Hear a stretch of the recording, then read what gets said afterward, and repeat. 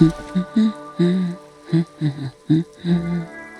ship takes off like a silvery mosquito, unfolding its rotor blade arms. She mumbles reading, then puts down the soft cover. Yes? Hello? Me? No one. I'm just a working class woman. She doesn't really want to be disturbed that much. Looking for something to read.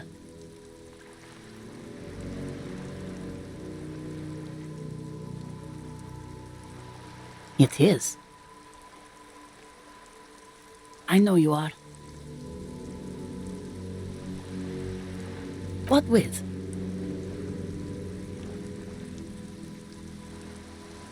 My husband? No, he's not. I don't know. At home now? Out drinking with his friends? Working? Yes, but I don't really need to know where my husband is. Not all the time. No.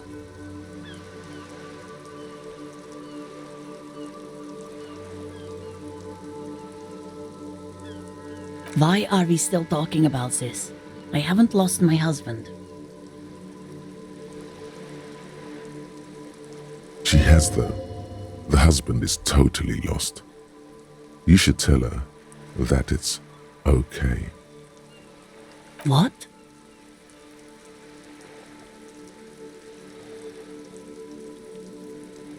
Who said anything about shame? Stop talking down to me. My husband is not missing. But he is. You can feel it. Or maybe it's something else then. No, absolutely not. Are you a policeman or a nanny? They are not missing, sir.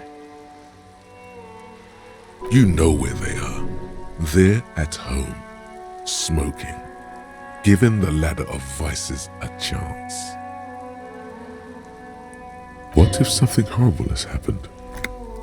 What if they're dead? That's the bad vibe you got before.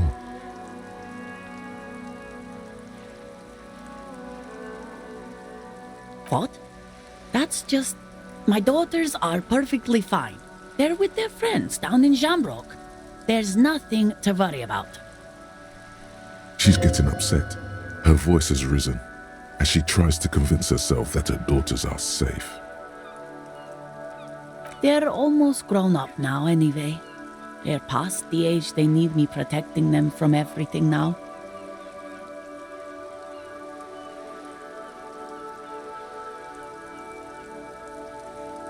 My youngest girl, Jolie, is just shy of 16.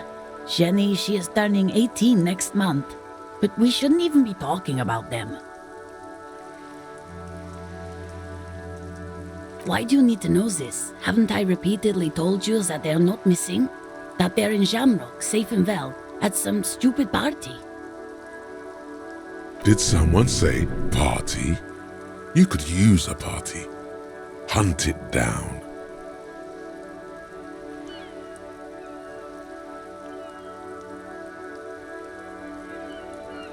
There is no investigation here. I can tell you that.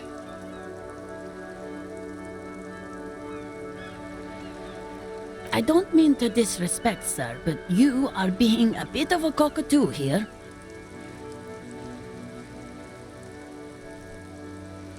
I don't even have a cockatoo. And guess what? Even if I had, it wouldn't be missing. Great. Wonderful. The woman before you nods and returns to her reading.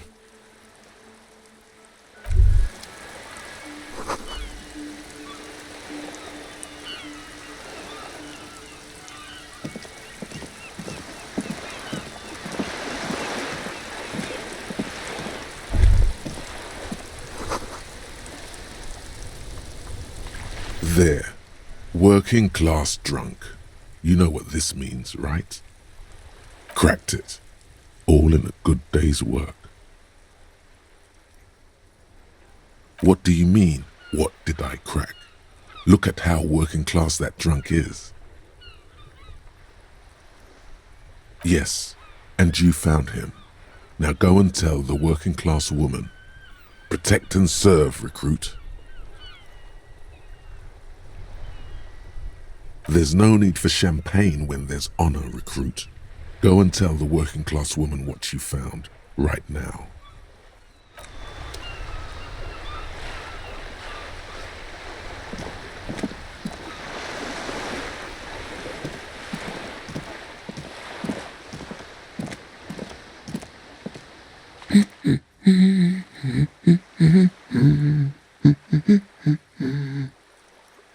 God damn it, I already told you. My husband isn't missing.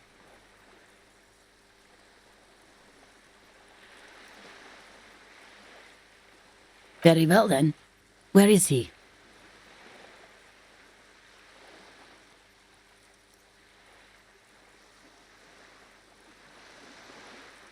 Excuse me? I don't follow. There's something else hiding in her voice, though. A trace of worry. Right, 'cause working class women come with alcoholic husbands. You know what? You were right. I do have an alcoholic husband. Although not that one. I did, and he is. He's also an alcoholic. No, he's not. Or maybe he is, I don't know. He's probably in the park or in Shamrock somewhere, drinking with his friends. I haven't seen him for... Well, to hell with him.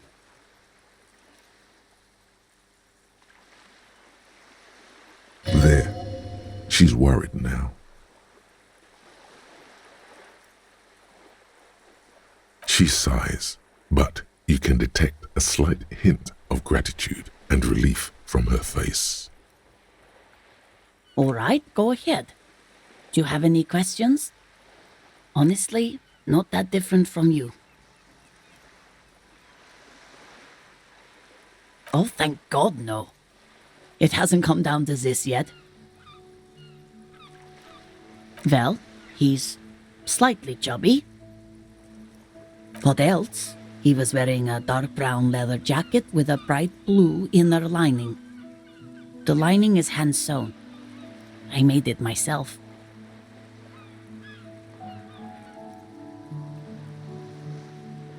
It's his cool jacket.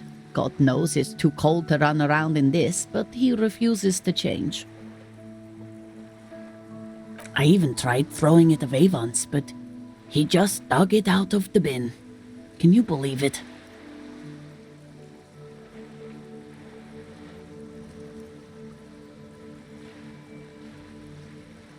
Well, what can you do?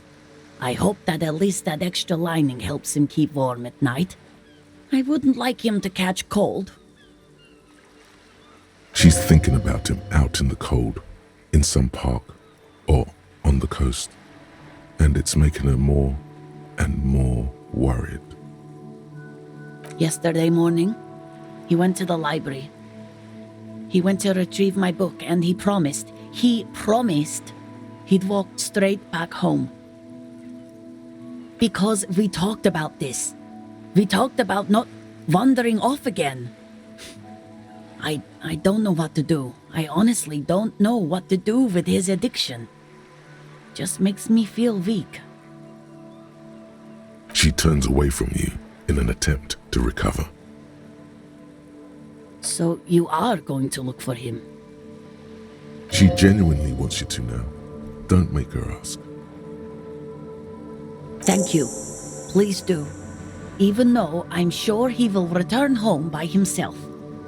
I'm still sure of that. She tries to maintain a brave front, even though her eyes reveal the opposite.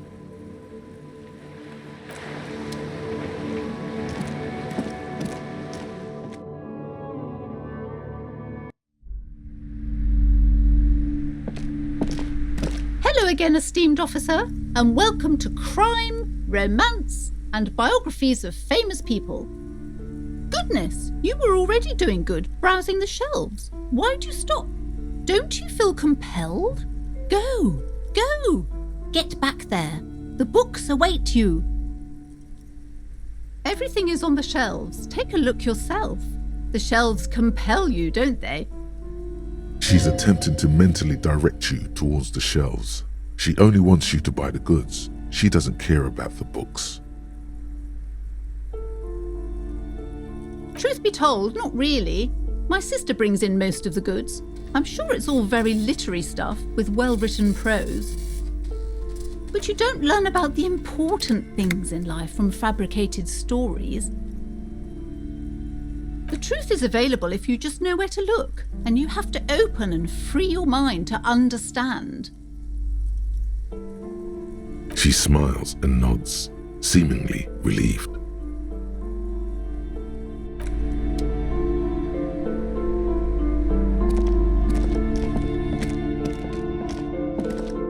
You see a set of tattered curtains blocking the way to another room.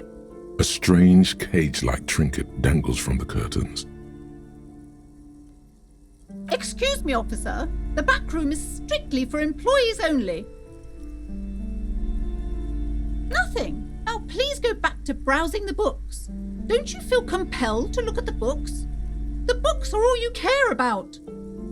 Oddly enough, the more she tries to draw you away from the curtains, the more alluring they become. You see some kind of charm, an irregular polyhedron assembled from bones, sticks, and straw. Inside, a disturbing fish head with empty eye sockets stares at you.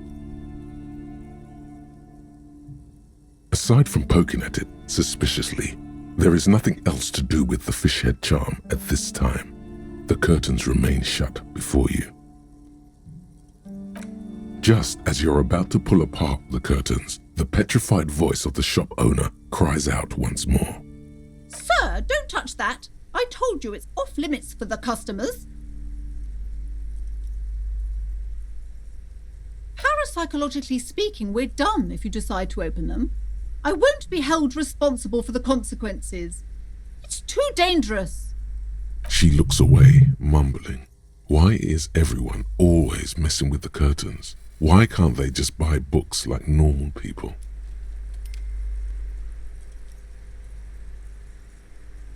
No, it's just a storeroom for the employees, I told you. Now please step away from the curtains. Why? It's not like anyone was killed there.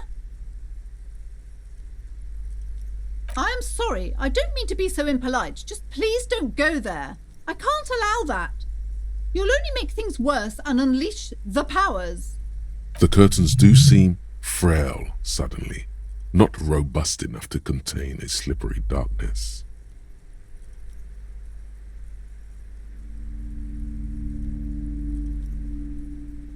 You do? My God, even more reasons not to mess with the curtains. Just step away, dear sir. Thank you. Let's just talk about this first, all right? There's no reason for you to venture into the unknown. What are you, a coward? Think about the marvelous adventures waiting for us on the other side. Lies. Rip them open, we say. There is something mysterious about the curtains. Be careful. The curtains, tattered with age and covered in dust, hang before you, as if taunting you.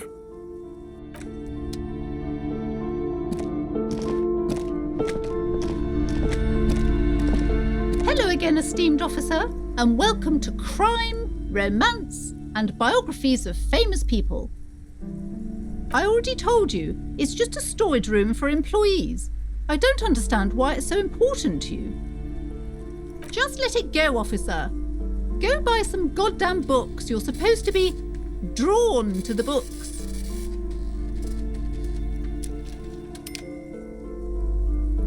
It's just for decoration. Okay, fine. It's just because this place is cursed. Just like everyone said, they don't call it the doomed commercial area for nothing. Are you happy now, officer? Happy that you've ruined everything? Host of hosts, she prays, guard me and my honest business venture from the curse that lurks behind the curtains. Take it easy. You've broken her resistance. Pushing her further will gain nothing.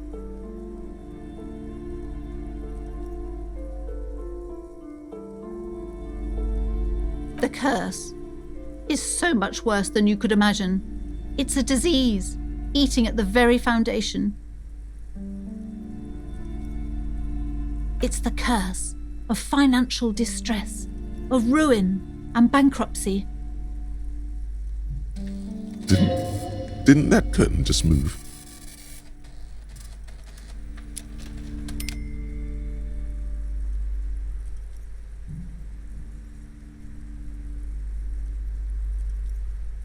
Everyone knows that all the previous companies in this building have sooner or later declared bankruptcy, and their malicious spirits are still here, feeding off bad business practices and disappointing income statements. There's something wrong with this building, I can tell you. Ever since I arrived, I've sensed an eerie, lingering presence, as if I was unwanted here. Sounds familiar.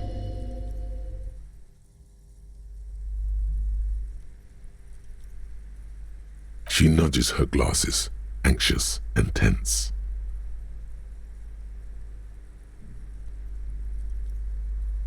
Yes, I've contacted numerous parapsychologists and even a pair of Simonese mediators.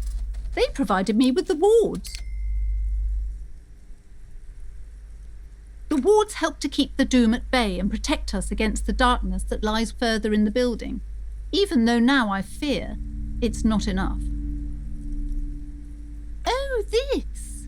No, it's a special Himian amulet, blessed by desert pygmy shamans, with a spell of compulsion.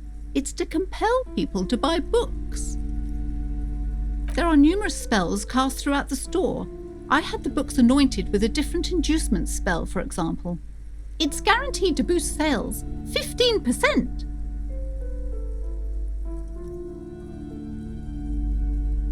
Most certainly not. I don't want anyone who's not familiar with the psychic arts to get involved in this mess. Stay away. Leave the spirits be, so they can return to their slumber. Psychic arts? Sounds right down our alley.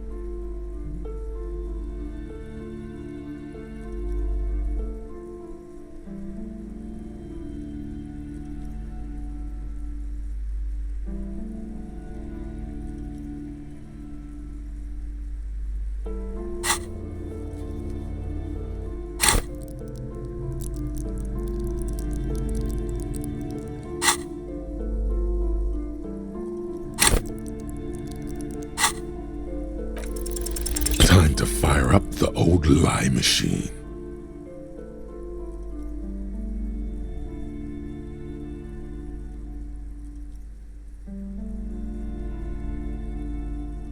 Thy sweet tongue drips not with honey today, yet try thou must.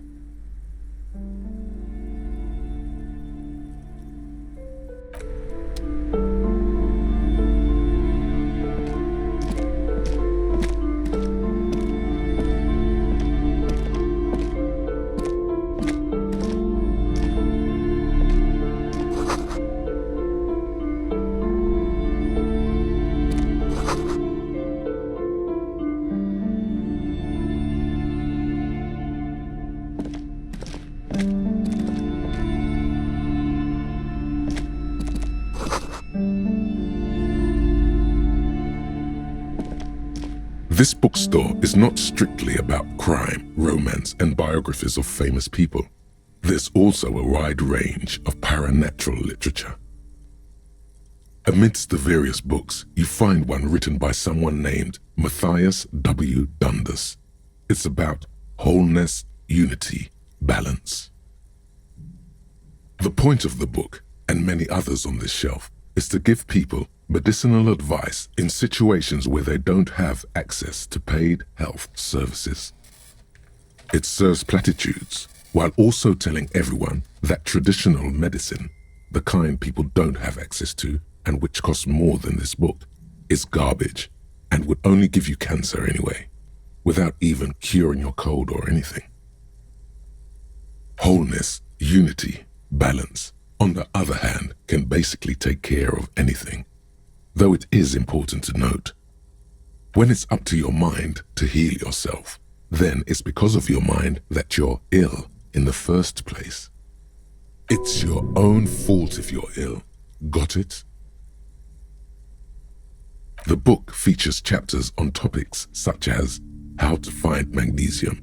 It even lists plants you can harvest magnesium from. How to continue drinking if you're an alcoholic who has destroyed his liver. And there's even a chapter on the ancient Seraïs tradition of using duck gallbladder preservatives to treat and prevent sexually transmitted diseases. Pre and post factum apply. Nothing worth buying. This is just mundane garbage. What's even paranatural about this?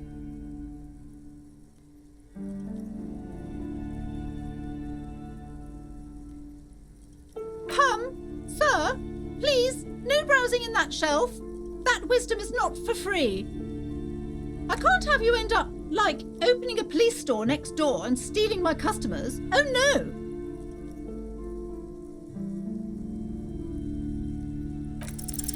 You sense something ominous emanating from the shelf, but it lacks form and substance, and soon enough, you lose track of it.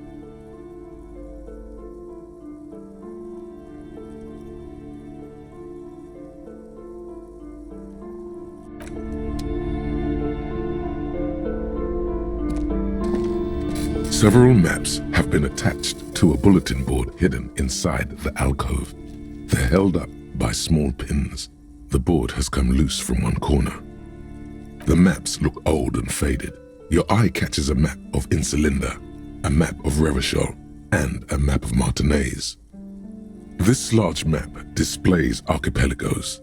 You see a constellation of small dots on the light blue emptiness of the Insulindic Ocean. The largest in the northeast is La Caillou. You are here. Another far away in the southwest, Seminese Islands, Ile de Fantôme. Ozon, Laurentide, Face à la Mer, Archipelagos, North Arcade Islands, all just specks of dust on the vastness of the Insulindic. On the edges of the map, the color fades into a blur of dotted lines, black and white. In the northeast, a dust mite stands on the north coast of Caillou in a bookstore. It's you. Radiating outwards from you, the suzerain Revachol, with a radius of 80 kilometers, still the crown jewel of this Isola would be barely visible. You can, on Caillou, Revachol, a single black star, on Ozon, Fondelier, and Vilmandoux, on Archipelagos, Croyan-Moran, Villiers, on Seminine, Olduvai, and on Laurentide, Deora of the Seven Seas. Lost little pearls of light, tiny fires in the dark. The ocean breaks apart into a tangle of cosines and azimuths, all pointing into pale nothingness. Mwindi is the north azimuth. Grad is the northeast azimuth. Samara is the east azimuth. Seo is the west azimuth. Isolas, they're called. Connections to other worlds, words past the Insulindian, unknown to you. You only know you've never been there. You have little idea what they are. Distant stars, gods, but looking at them makes you feel almost non-existent. Whatever they are, the Isolas are immeasurably large compared to you, and very, very far away. Perhaps they are gods, gods of distance and outer dust. The north coast of a verdant island is shattered by the delta of a river. It is the River Esperance. Countless bridges put the shards back together, connecting city blocks to river islands. La Delta says a great artificial heart in the center, teeming with life forms and construction. To the east, rolling hillsides, Le Jardin, Stella Marie, the suburbs of Saint-Baptiste, swallowed up into the megacity. They sound rich to you. This is Revachol East. Huron, it's somewhere to live, not bad. Then there's Jamrock. It's bad. People shouldn't live there, but they do. Then Faubourg. It's almost as bad and much larger. Then Coal City. It's the worst. It's so small you can't even see it on the map. No, wait. There it is, north of Jamrock, the strip of coast next to the Greater Revachol Industrial Harbour. It looks downright despondent. It's almost Coal City, to be honest. No, Coal City is worse. A charred limb. Rain falls on its slick black streets. And then there's the burnt-out quarter in the heart of Jamrock. Is it cold in this bookstore? Or is it just you? No, this is somewhere to be. This is all you have. But it's still something. Streets and sodium lights, the sky, the world, you're still alive. It's not really a map, it's a tourist thing. A picture postcard with buildings on it, drawn from an isometric perspective. A date in the upper right corner says 48. Still, it's detailed. Could be pretty useful for scouting ahead. You see the jagged boxes of an industrial harbour, even the whirling in rags there. I'm sorry, officer. The map of Martinez is the only one available. The other two are not for sale anymore. And besides, you could scarcely afford them. They're quite valuable, though they might not look it. The map of Martinez is 90 cents, though. That old thing. It's an out-of-date map of a tourist location that never was nor came to be. From when some design studio people tried to spruce the place up 4 or 5 years ago. They also renovated the horse statue, set up those coin-operated viewers, and designed the new street lamps. They didn't get that far, for some reason. A shame the project never got going. Would be nice if someone fixed Martinez up. All these ruins are bad for business. Always good to be informed of your surroundings.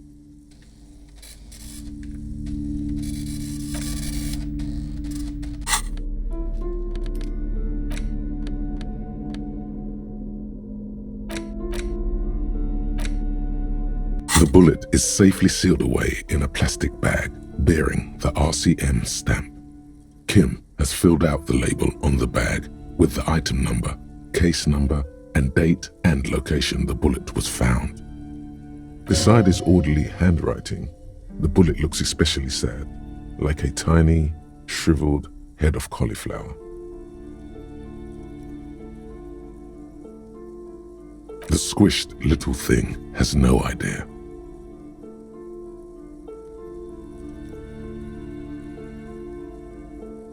That sounds like something a police detective would do. First, you should learn all you can about this little guy. The squashed bullet has some sharp edges where the jacket has split open. It feels cold, even through the bag.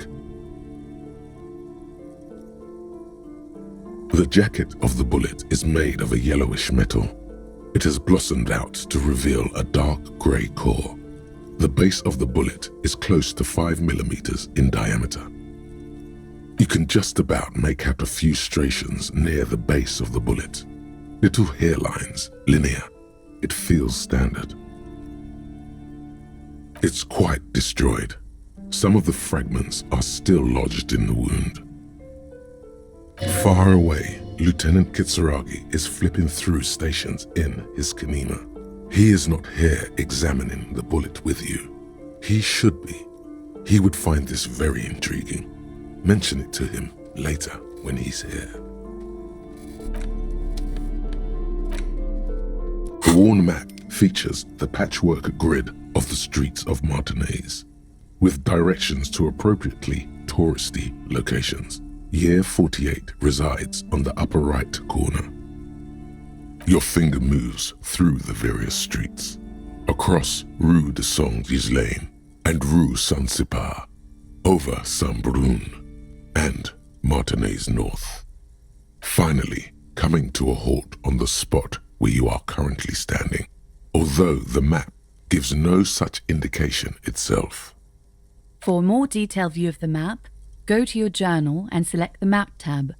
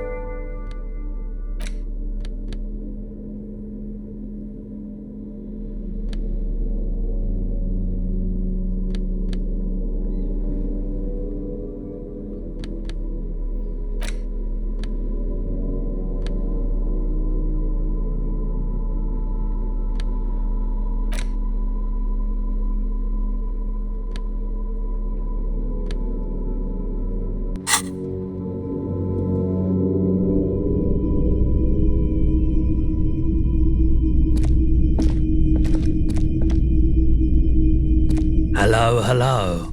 Let me know if I can help you with anything.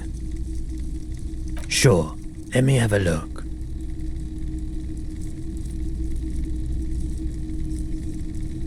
Anything else you're thinking of selling?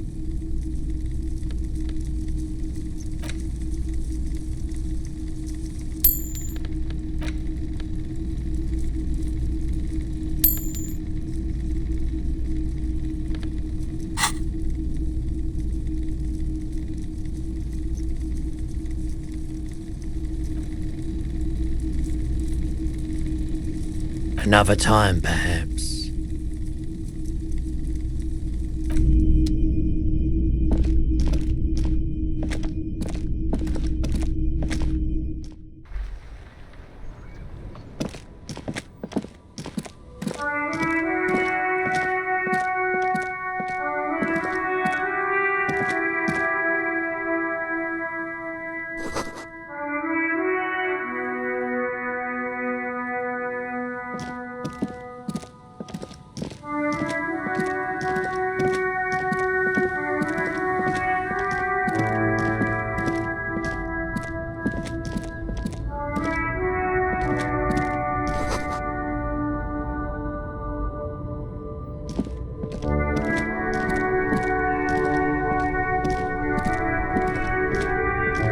Everything's still cool here, officer.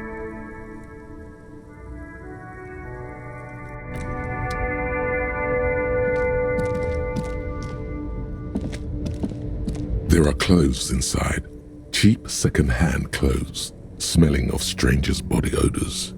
Don't be shy. These are premium class clothes.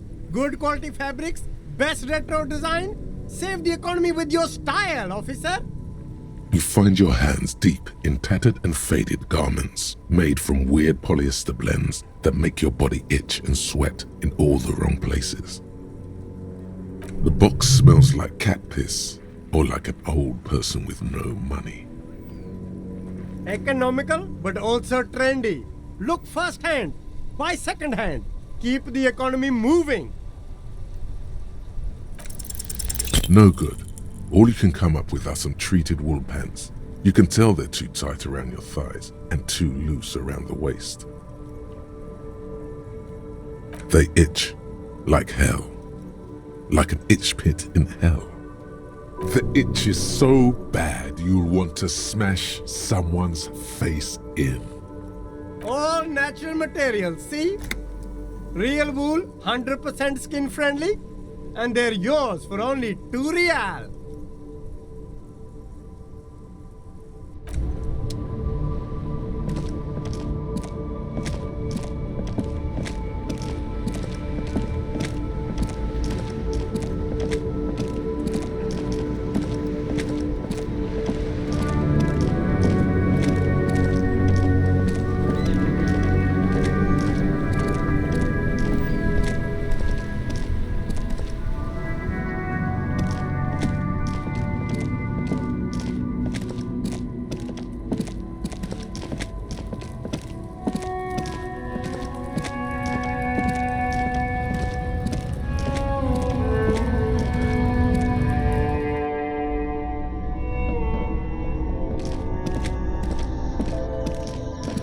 The tear machine stands in the corner.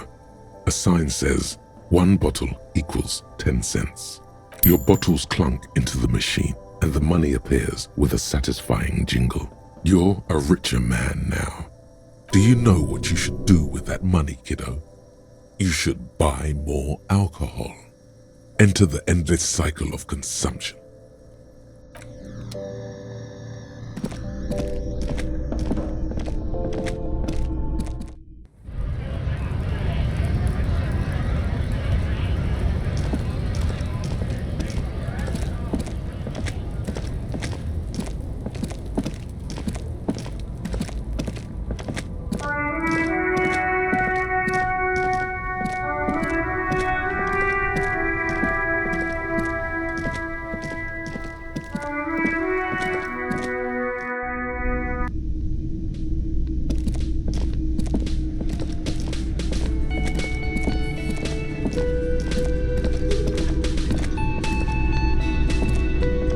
Hello, dear.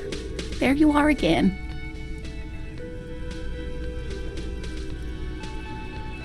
Oh, sweetie, it's fascinating. But I shouldn't bore you with entomological minutiae. Well, it's a phasmid, technically, but... Oh, yeah. Here comes the interesting. Where other phasmids imitate sticks or leaves, this one's a living reed. It disguises itself among the reeds here on the Insulindian coast. Hence, it's named the Insulindian phasmid. Perhaps you'll end up co-discovering it with us, officer.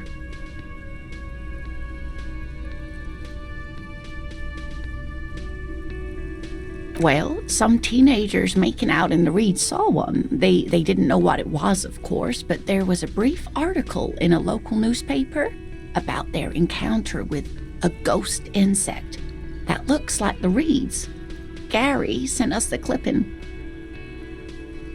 Of course, most phasmid sightings turn out to be false alarms, but their description matched the Insulindian phasmid perfectly, and they didn't even know what they were looking at.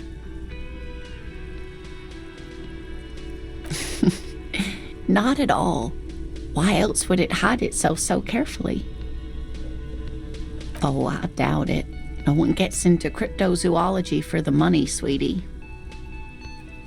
Yes, it can blend in almost perfectly among the reeds. It's how it stayed hidden all these years, centuries even. Oh dear, I'm afraid I'm not explaining this very well. It is very special. Morel can explain it all much better. I wish you could hear him describe it. Then you'd understand, I'm sure.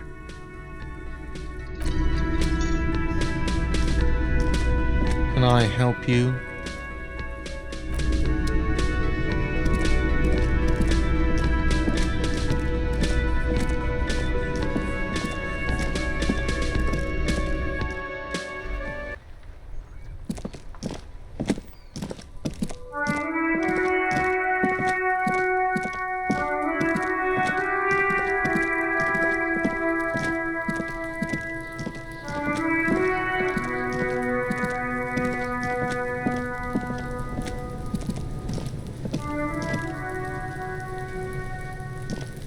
Necromancer, pig. That shit was dark. Going in there like that. Oh, brutal shit. Tell me. Cuno dies. You're gonna pick one out of his brain like that too? Cuno's gonna go out in a hail of bullets. Gonna look like a fucking porcupine. Porta Rosa, a side alley of the Boogie Street Spearhead, a young man in his early 20s approaches patrol officer Emile Mullins and asks for a cigarette. As Officer Mullins reaches in his coat pocket for the pack of Astra he just purchased this morning, the man shoots him point blank in his chest. Breathless, the patrol officer collapses in the gutter. His right hand is grabbing the armor on his chest. The bullet didn't pierce it, but he can't breathe. On the pavement, the patter of the perpetrator's feet growing distant. "Bleed, pig," someone opens a window and says, but Emile cannot see who. His sight grows dim with pain.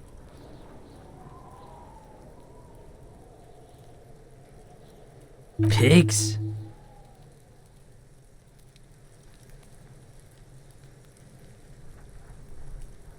Yeah, did you fucking there? Oh, that? Cuno decapitates pigs. That's just a Cuno demo tape. Yeah, Cuno plays on snuff radio, fucks pigs, live, fucks their heads off. Cuno's a cop killer.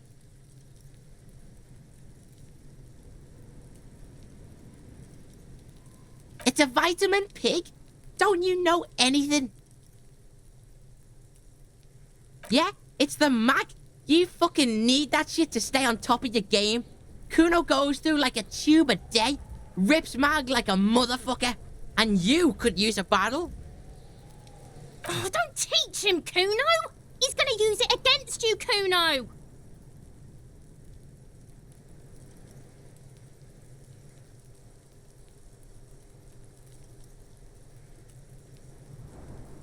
You're not getting this, pig. It completely takes away the hangover. It's like you didn't do anything. Like you stayed home playing with your choo-choo.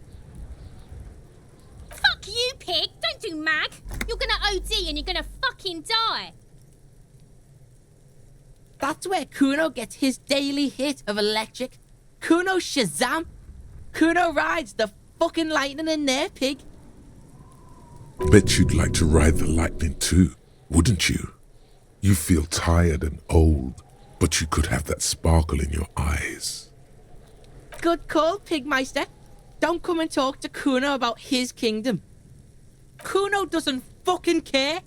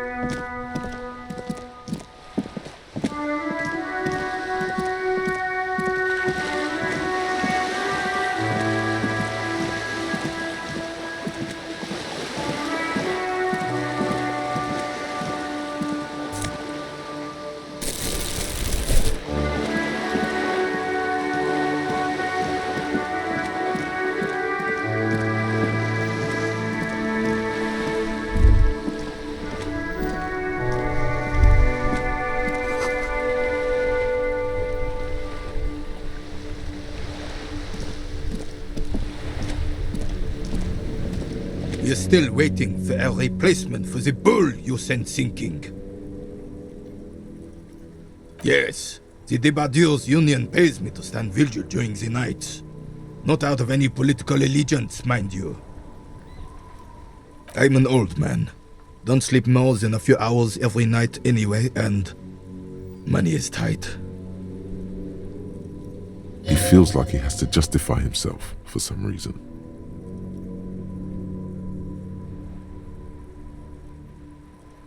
Yes, it does. Unfortunately, I wasn't working that night. Been on a 2-week leave since last Monday. It's a private matter. Nothing to do with your investigation. You see, officer, Rene is the kind of man who would rather die than admit he needs medical assistance or, God forbid, seek it. A real man's man is just gonna ride it out. I'm fine, goddammit. Mind your own business. It's nothing. Just got to cut back on coffee. It's his heart. No one. The bus has been unmanned since last Monday. There's no other guard. It's just me. Yes. It's not actually an issue. I mean... Look, officer. The container yard doesn't actually need a guardsman. Never had one before Rene. Monsieur Claire had that booth built specially for him. It's mostly decorative.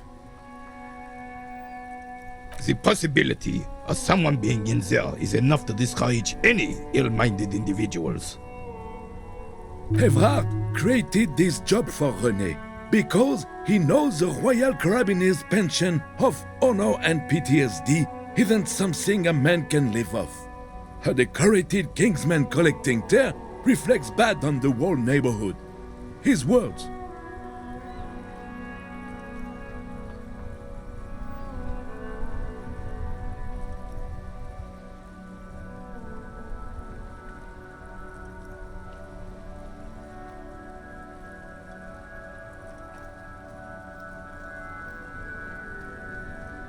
Look, officer, can we conclude the topic of my guard booth now? She is nobody. This is none of your concern, and I refuse to discuss my private affairs with the RCM. The lady is Jeanne-Marie Beaulieu, and she sure as hell wasn't a nobody.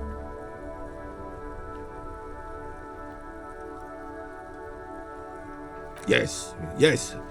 Like I said, I would be up anyway, so might as well keep an eye out. It keeps my senses sharp. Ah, yes! King Philip III on his steed. A reminder of what Revachol once was. Oh, absolutely. At the mercy of a cocaine-snorting tyrant who emptied the treasury so he could sleep on a bed of gold. A superpower, feared and respected. A testament to what this country can be under the leadership of a true king. Someone who knows how to rule. Right.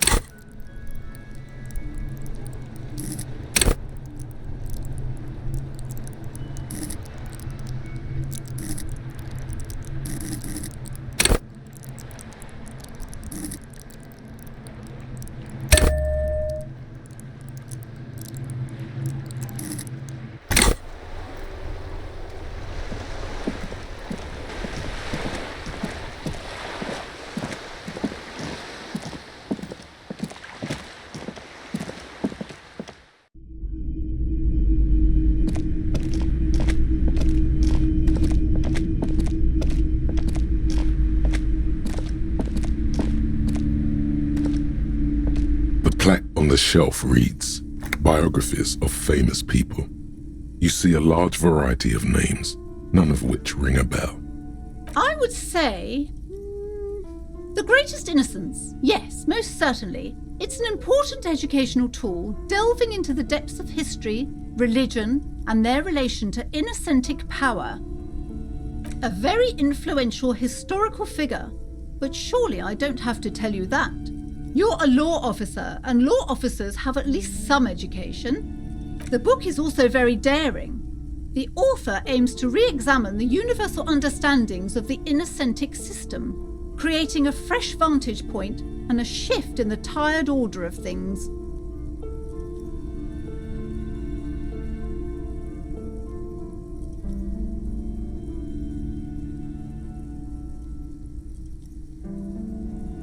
Perhaps for a layman, deep analysis is necessary to peel back the multi-layered meanings. Certainly, it's prudent for a person to have at least an elementary understanding of history and society. Imagine the chaos we'd be in otherwise. You feel like you should get this one. Definitely. It's important somehow. There's something personal inside. Browsing through all the books with all their names makes your head spin. None of these seem important or relevant. It's all just vapid egoism. Suddenly, a particularly odd title catches your eye. It reads, High Speed Love, the tragic true love story of Jacob Irv and Alfie Delatraz, by one Cecilia Averbrook. High Speed Love chronicles the romance between two of the finest tip-top tourney racers in history. One of them is the madcap driver, Jacob Irv. His blonde mane graces the cover. Next to Irv's life story, you see a slim biography of an Occidental rock star called the Anti-Star. He's famous for shooting morphine into one of his eyeballs and cocaine into the other. Next to that, Rivasholian radio personality Guillaume Bevy stands in front of a rundown drug den. He's a permanent fixture on Channel 8, reporting on real-life crime and ruining cops' days. I really must insist you buy one of the books. Reading them is not for free. Do still browse though, but not too long. She understands she has erred against the customer and immediately corrects course. I'm sorry, I did not mean to rush you. You are browsing. Go ahead. Take your time. Time is commerce.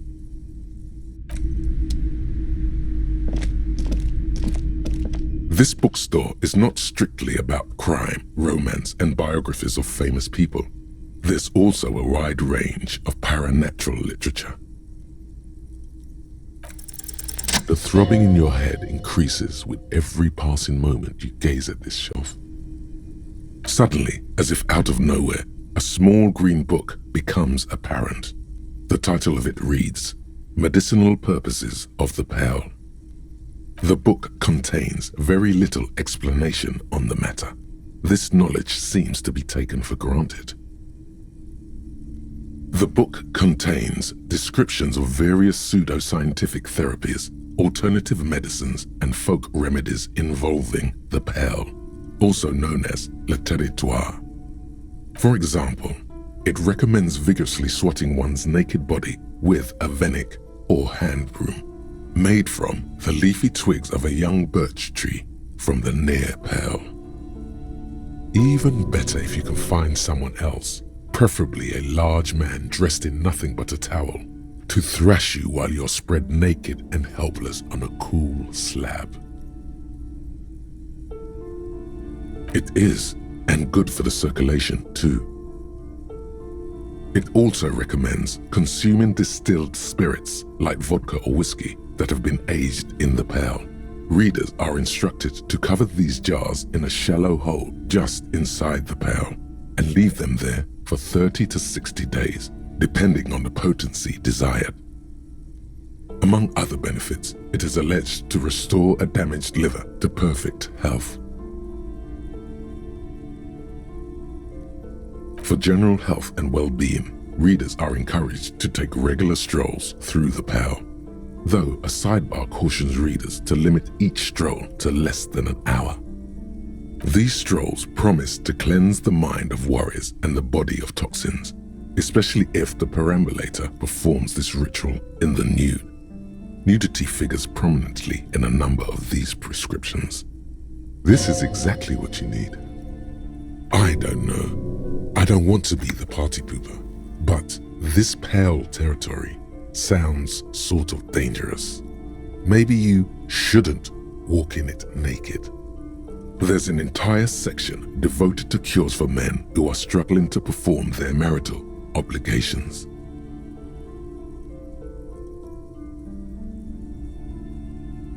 You close the book and return it to its place on the shelf.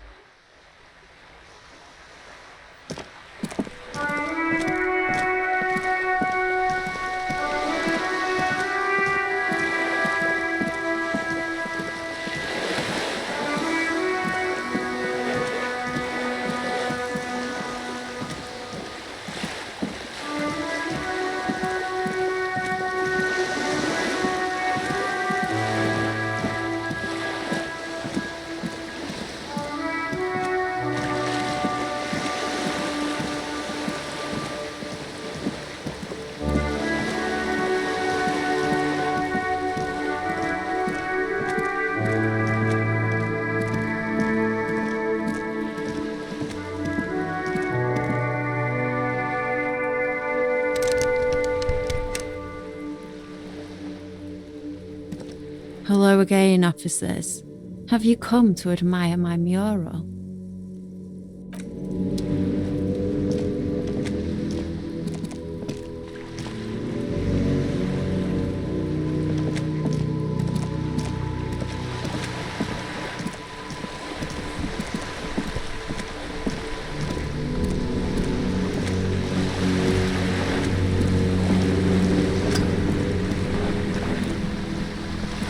You're back. Good. What can I help you with? You have? And how did you like Mr. Clare? Finally, time to choose sides.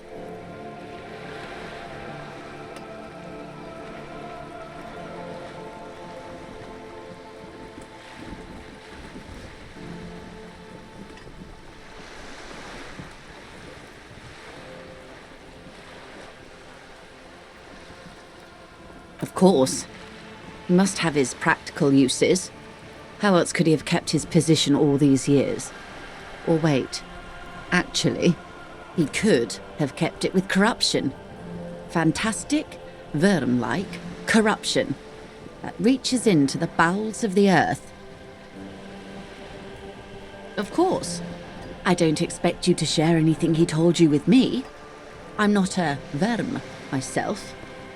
But if you felt like passing some information, how could I stop you? Are we not human? Are we not curious to hear another person's take? It's only natural. We would only be gossiping. Tell her she'll like you for it. Yes, your disgusting necktie agrees completely. Let's gossip.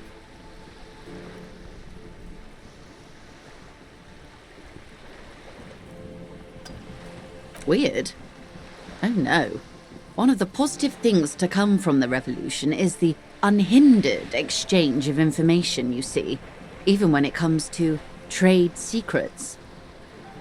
Which isn't to suggest our talks constitute corporate espionage.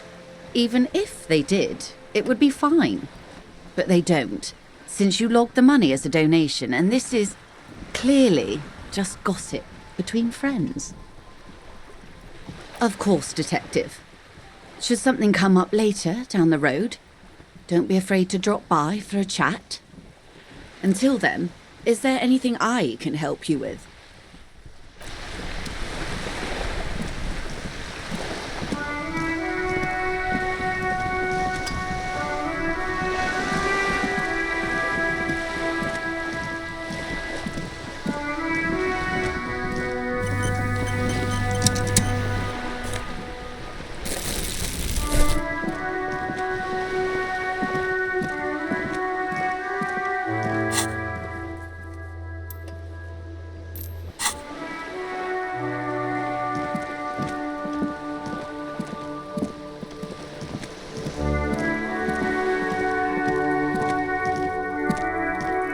Just an ordinary wall. Nothing to see here.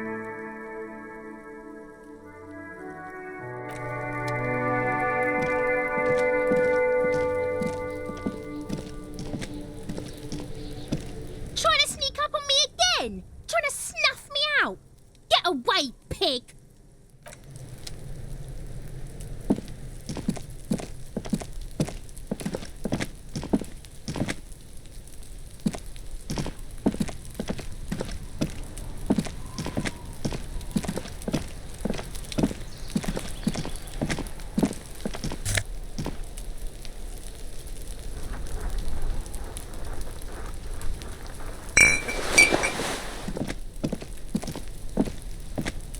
This must be it. The basement door is weather-worn. The copper nails holding the upholstery in place have turned green from sea air, and there's a knocker shaped like a lion's head.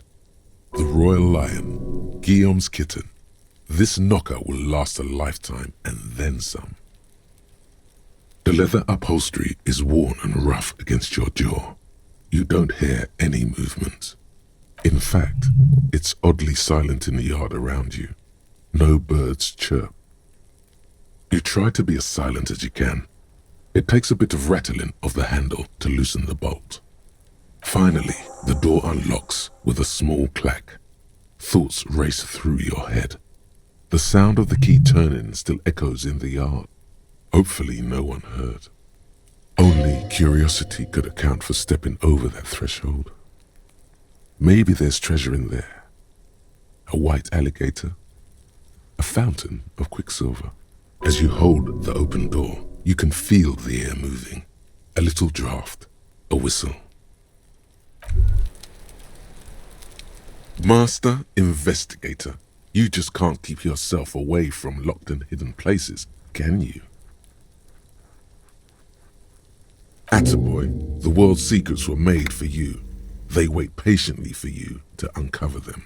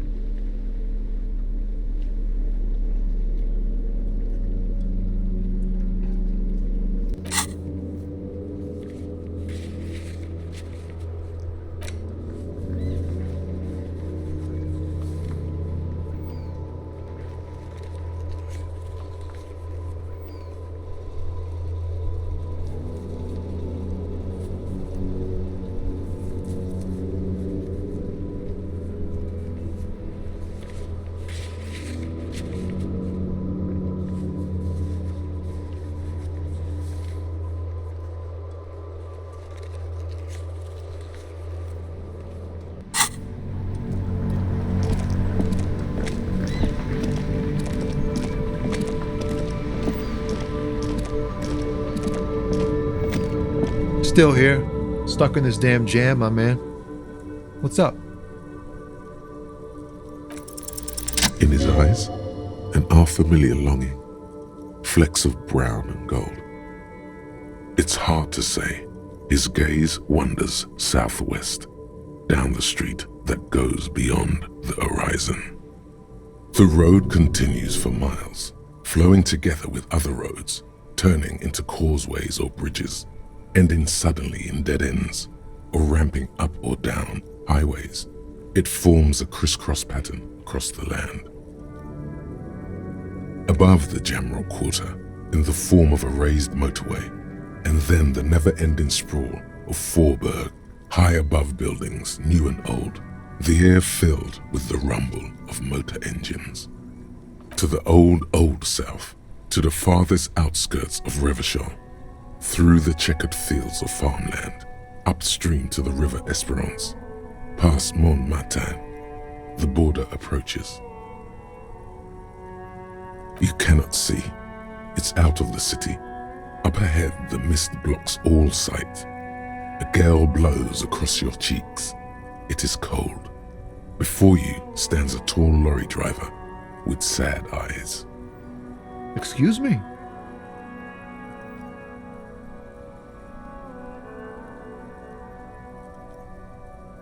Man, I don't know what to say. Not much anyone can do.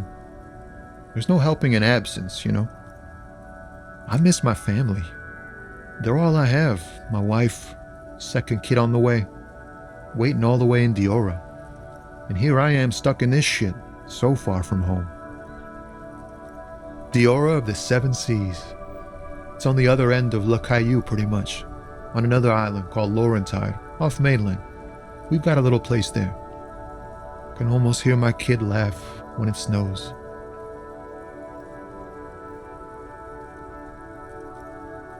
What's it like? Good. And bad. An ache that brings you joy. I think of them a lot. I dream up these silly scenarios in great detail of living with them. It comforts me. What about you, Copman? You missing someone? Is that what it is? This feeling? No, it's scarier than that. You're pursued by a hunter, smelling of apricots and sorrow, and the past. Hunted? By what? An ex-wife? The pain burns in your chest, radiating. A crown of arteries on fire.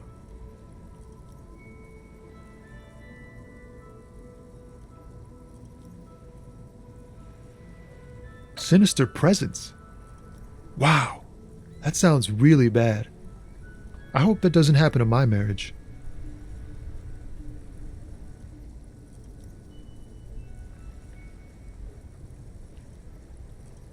Yeah, in marriage you never know if you're doing the right thing.